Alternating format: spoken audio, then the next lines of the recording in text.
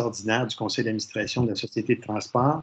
Ici présent, on a les membres, Mme Dany Grondin, représentante du transport adapté, M. Pierre Tremblay, vice-président, et M. Pierre Havard, membre du conseil d'administration, et aussi la direction générale. Ils sont avec nous.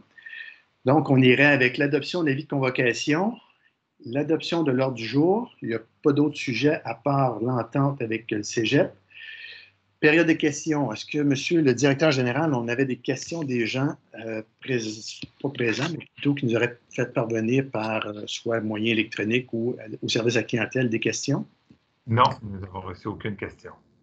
Excellent. Donc, on serait rendu au protocole d'entente avec le Cégep concernant la passe universelle du Cégep de Sherbrooke. Monsieur Havard, pouvez-vous en faire la lecture de la recommandation du conseil d'administration? Effectivement, très bonne nouvelle. Une entente, on sait que une entente semblable est là avec le Cégep depuis 2007. Et là, on vient aujourd'hui renouveler une entente pour les 5 prochaines années.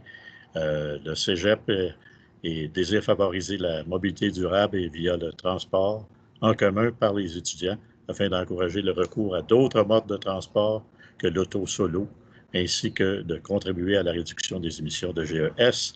Cette entente de principe renouvelle l'entente qui était déjà là pour l'abonnement au transport en commun pour les étudiants.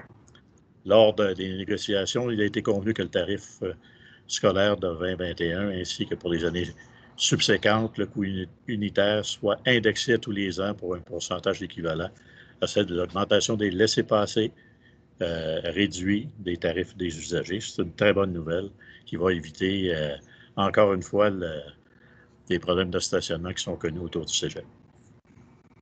Merci, M. Havard. Je suis convaincu que, en tant que conseiller du secteur, vous connaissez la problématique au point de vue stationnement d'avoir une entente qui vient d'être renouvelée. Je pense que c'est une bonne nouvelle pour l'ensemble des citoyens de la ville de Sherbrooke, mais particulièrement les gens de votre secteur.